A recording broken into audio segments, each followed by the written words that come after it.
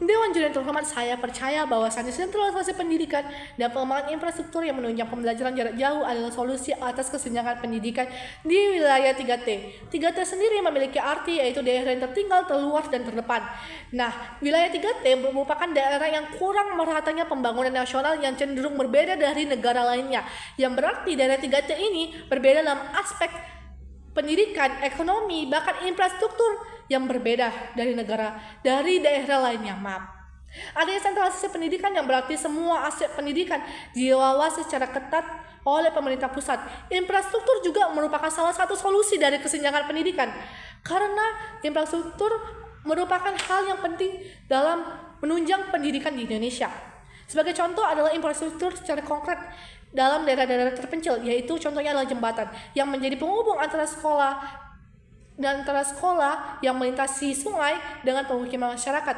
Kemudian dalam pandemi COVID-19, infrastruktur yang perlu diperhatikan oleh pemerintah yaitu koneksi internet, jaringan listrik, kota, bahkan alat elektronik, atau pelatihan guru atau tenaga pendidik yang perlu mendapat pembinaan dari pemerintah. Saya setuju bahwa sentralisasi pendidikan dan pengembangan infrastruktur menjadi salah satu solusi dari kesenjangan pendidikan. Mengapa demikian? Karena adanya sentralisasi pendidikan berarti pemerintah pusat turut berperan secara langsung dalam hal pendidikan. Sebagai contoh, dalam hal kurikulum, keseragaman program sekolah, kemudian tenaga pendidik dengan kualitas terbaik yang dikirimkan ke seluruh berbagai daerah di Indonesia. Tidak hanya daerah tertentu saja atau daerah ibu kota di provinsi saja, tetapi ke berbagai daerah terpencil di Indonesia termasuk daerah 3T. Dengan adanya 3T tentu menjadi salah satu hal yang perlu kita perbincangkan di negara kita ini. Mengapa demikian? Daerah 3T merupakan masalah yang harus segera ditangani oleh pemerintah. Daerah 3T sudah ditetapkan oleh pemerintah dan sudah ditetapkan oleh pemerintah apa saja daerah tersebut dan kriteria yang merupakan daerah 3T. Contoh daerah 3T yaitu Nias, Kepulauan Mentawai, bahkan Provinsi Papua yang terdiri atas ribuan kabupaten yang tidak hanya dapat dihitung oleh jari saja. Daerah 3T mendapatkan kriteria tertentu yaitu yang pertama, tingkat kemiskinan, pertumbuhan ekonomi, pendapatan per kapita, infrastruktur yang kurang memadai, serta indeks pembangunan nasional atau manusia, dalam hal ini adalah pendidikan. Tentu ribuan kabupaten tidak mendapatkan perhatian khusus dari pemerintah, dalam hal ini adalah aspek pendidikan. Ribuan anak bangsa tentu menjadi ancaman bagi keberlangsungannya bangsa kita saat ini. Mengapa demikian?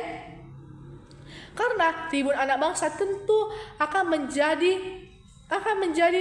masa depan bagi negara kita ini. Ribuan anak bangsa ini akan menjadi perpanjangan tangan untuk mencapai Indonesia yang lebih maju. Maka daerah 3T ini harus diperhatikan dalam bidang pendidikan. Daerah 3T ini sudah tentunya mendapat perhatian khusus di pemerintah dari tahun 2018. Program yang kita ketahui sudah dianggarkan dalam APBN tentu tidak digunakan atau kurang digunakan untuk memadai aspek pendidikan dan berbagai infrastruktur dalam daerah terpencil. Nah, Indonesia sendiri saja menerapkan desentralisasi yang berarti penyerahan dari pemerintah pusat ke pemerintah daerah, yang berarti ini menjadi pertanyaan khusus bagi kita sendiri, karena mungkin saja ini terjadi korupsi dalam alokasi dana yang makanya dari itu tidak mendapatkan alokasi dana yang langsung dikirimkan ke daerah tersebut. Makanya daerah 3T di Indonesia cenderung tidak berkurang atau tidak mendapatkan perhatian khusus dari pemerintah. Nah, sentralisasi pendidikan ini pernah diterapkan oleh negara-negara di luar Indonesia, yaitu contohnya saja adalah Spanyol dan Finlandia. Finlandia merupakan salah satu negara dengan pendidikan yang terbaik di dunia, karena kebijakannya itu menerapkan sentralisasi pendidikan. Dalam hal ini adalah pendidikan guru, standar dan profesi guru, yang berarti tenaga pendidik sangat ditekankan. Dan kemudian dalam hal Spanyol juga menerapkan konsep sistem pendidikan secara sentralisasi, yang berarti hanya pemerintah pusat yang dapat memberikan ijazah kelulusan, pelatihan dan penempatan guru, dan Kementerian Pusat yang mengontrol kalender akademik. Yang berarti pemerintah pusat cenderung turun tangan dalam aspek pendidikan. Dalam hal ini berarti Indonesia perlu menerapkan sentralisasi pendidikan, bukan hanya desentralisasi pendidikan saja. Di mana contohnya adanya sentralisasi pendidikan itu adalah negara-negara maju sendiri. Itu merupakan salah satu contoh kurikulum yang harus kita terapkan di Indonesia kita sendiri. Kemudian contohnya yang lain adalah Nias merupakan daerah 3T, di mana Medan adalah ibu kota dari Provinsi Sumatera Utara yang cenderung pendidikannya berbeda dari Nias. Tidak hanya infrastruktur saja, tetapi dari segi tenaga pendidik. Contohnya saat COVID-19 melanda negara kita sendiri, di Medan saja banyak sekolah yang kurang terfasilitasi dari segi sarana prasarana dan perhatian guru yang kurang memadai. Guru hanya memberikan tugas saja, tetapi tidak mengajarkan materi ditetapkan oleh kurikulum pemerintah. Guru hanya memberikan tugas yang tidak mengetahui apakah murid mengerjakannya dengan jujur atau paham dengan materi tersebut.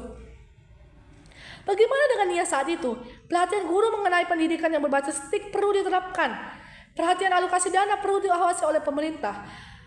Nias saat itu tidak mendapatkan perhatian khusus dari pemerintah. Maka dari itu pendidikan di Nias itu sangat rendah ketimbang di Medan. Maka dari itu Nias kurang mendapatkan perhatian yang menyebabkan banyak anak-anak Nias itu cenderung kurang dalam bidang akademik. Kesimpulan yang saya dapat ambil adalah desentralisasi pendidikan itu saja dapat menyebabkan korupsi dana yang seharusnya dialokasikan untuk daerah tersebut, yang tentu harus menjadi perhatian bagi pemerintah pusat. Kemudian pemerintah pusat harus memperhatikan berbagai infrastruktur yang dialokasikan dalam APBN yang harus dikembangkan dan dikirimkan oleh daerah-daerah tertentu saja.